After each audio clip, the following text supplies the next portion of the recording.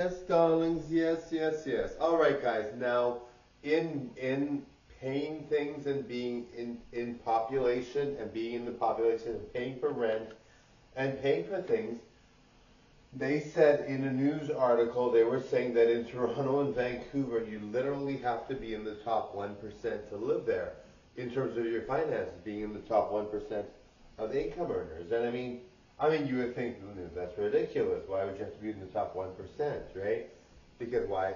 Like 1% is like I think in Canada the top 1% makes 500,000 a year or more. I think that's what it was, $500,000 a year or more. So the top 1% makes that much, right?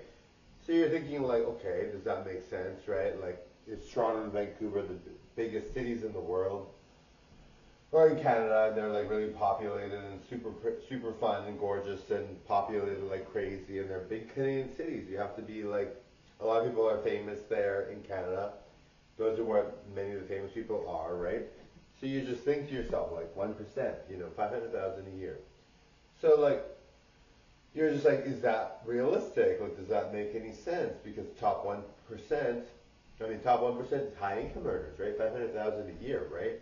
And the only people that make that are like, there's certain careers that can make that, or certain people that make that. Musicians, talented artists, um, celebrities, business owners, and stuff like that, right? People with like really crazy jobs, right? So you're just thinking like 1% in Toronto and Vancouver. And it seems that's what it totally seems like.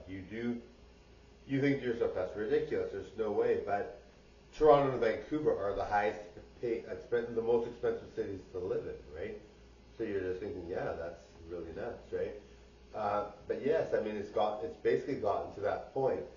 I can't imagine, like, even if you make 100,000 a year in Toronto and Vancouver, you're not like living in luxury, right?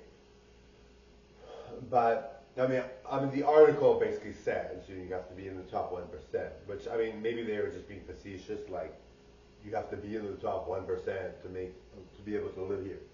But I mean, I'm struggling and I'm not doing that well, and my job isn't that high paying. But it's not like I'm a minimum wage worker or anything.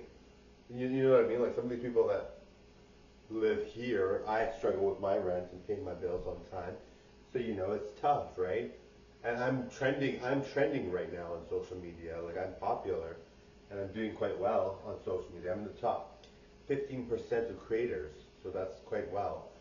So it almost seems like I have to be like a celebrity in order to even live in Winnipeg, right? Because I'm struggling with my bills right now, right?